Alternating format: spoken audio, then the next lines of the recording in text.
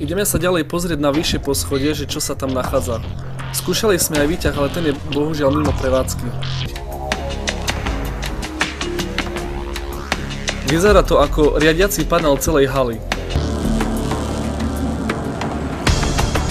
Objavil sa prvý problém, aj keď si nemyslím, že táto kamera je bezpečnostná, ale aj tak. Musíme vymyslieť alternatívnu cestu k tomuto miestu.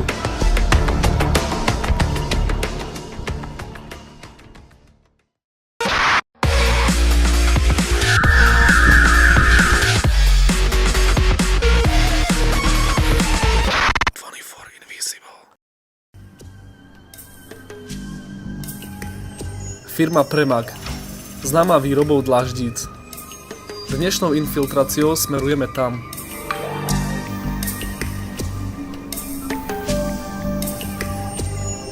Objekt chránia dvaja SBS-kari a podľa výstražných tabul asi aj psi.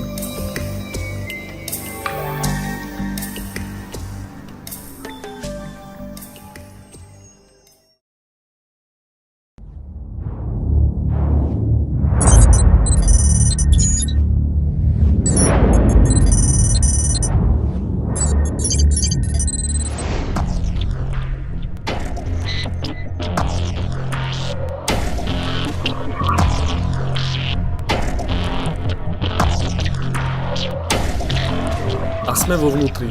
Môžeme vidieť rôzne stroje na výrobu cementu.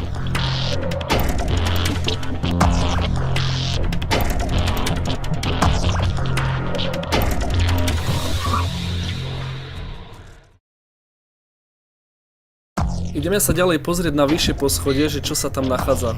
Skúšali sme aj výťah, ale ten je bohužiaľ mimo prevádzky. Tak a sme na ďalšom poschodí. Neviem, aké to je. Už si nepamätám a nikde to ani nie je očíslované. Toto je zásobník na cement, ktorý dodáva Bratislava. Ideme sa pozrieť ďalej hore. Teraz sme na predposlednom najvyššom poschodí. Na každom poschodí je takýto otvor, netuším prečo. A ďalšie neznáme zariadenie, ktoré vidím prvýkrát. Ako tak pozerám, príde mi to ako nejaká veľká triedička cementu.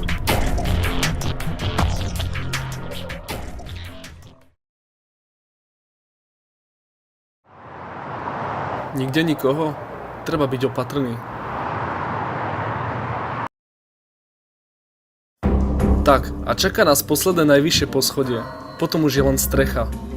Na najvyššom poschodí sa nachádza dopravník a zdvihák.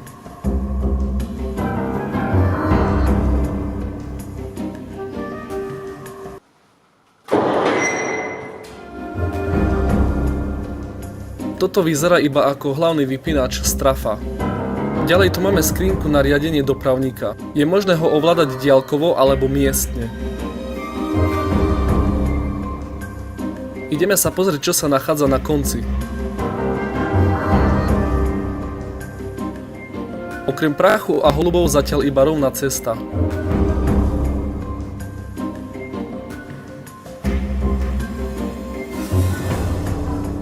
Takže jeden z nás bol na konci a nie je tam vôbec nič zaujímavé.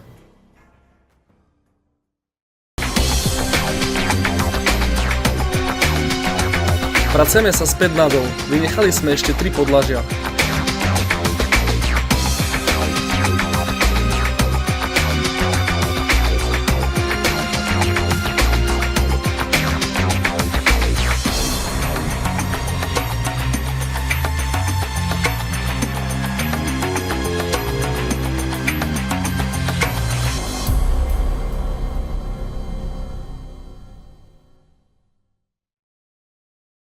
Nachádzame sa na 3. poschodí, odkiaľ je vidieť pracovisko haly. Prekážky, rebriky, stroje. Milujem industriálne prostredie. Odtiaľ hore som sa pozeral. Takéto otvory sú cez celú budovu.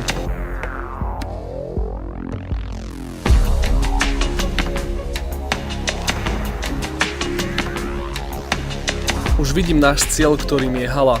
Som zvedavý, čo za stroje a zariadenia tam sú.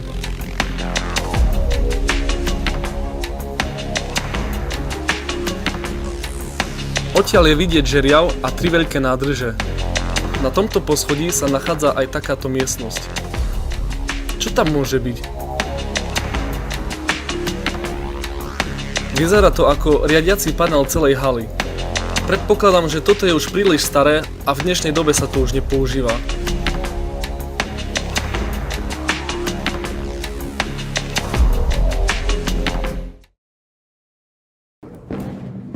Rozhodli sme sa, že vynecháme druhé poschodie, pretože nič zaujímavé tam nie je. Ideme teda úplne až nadol.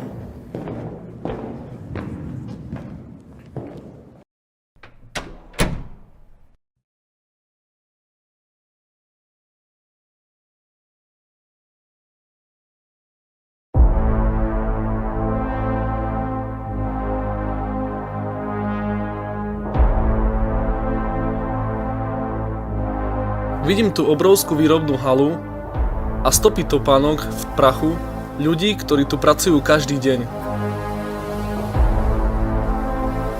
Toto ostalo zamknuté, tak sa pozriem aspoň cez okno. Zaujali ma tiež tieto obrovské posuné dvere do ďalšej miestnosti.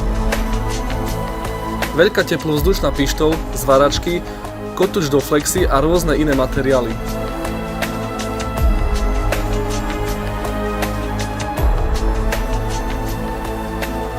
Do žeriavu neidem, bol som vo VSS-ke. Ako si ma to už nebaví.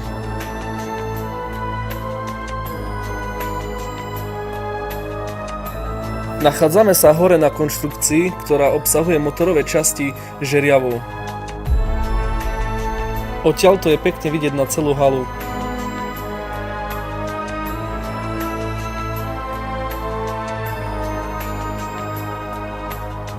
Nie je to žiadna frajerina, ale možnosť ako ísť potichšie. Je to jediná pevná kovová časť, ktorá nepraská pod nohami. Toto je príjimač diaľkového ovládača pre žeriav. Blížime sa k najzaujímavejšiemu miestu, chceme ísť dole tam tými schodmi.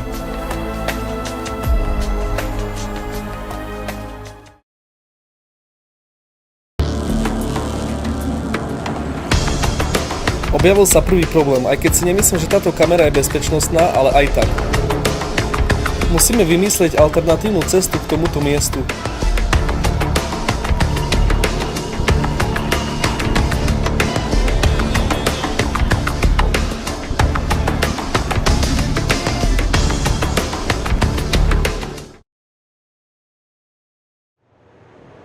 Kľúčiky v zapaľovaní a tá chuť si zajazdiť. Bohužiaľ to nie je možné, SBS-kari chodia okolo budovy. Ej, čože som tu našiel?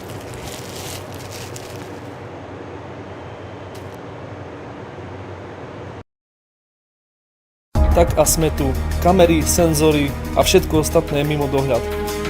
Toto je nejaký výrobný mechanizmus, tá doska sa posúva smerom doľava, ale čo vyrába netuším. V tých otvorených dverách je presne to isté, iba že z druhej strany. Kontrola kvality? Tak uvidíme, či je táto matica tiež kvalitná. To je pravdepodobne elektronický bezpečnostný zamok, aby sa predišlo nebezpečenstvu. Dobre, tak dostali sme sa do jadra infiltrácie. Toto je, teda vyzerá to ako nejaká kontrolná miestnosť. Táto firma vyrába betónové dlaždice.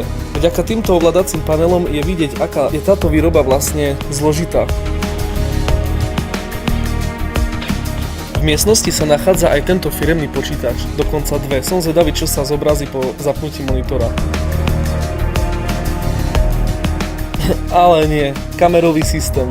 No, ten záber úplne naľavo hore je presne tá kamera, ktorú som zbadal, na ktorú som ukazoval prstom. V Hornbachu majú lepšiu baterku. No ukážte, čo vám ženy nosia do roboty. Pekne. Tuto stroj sám asi všetko ukladá. Takto vyzerajú vlastne tie dlaždice betónové.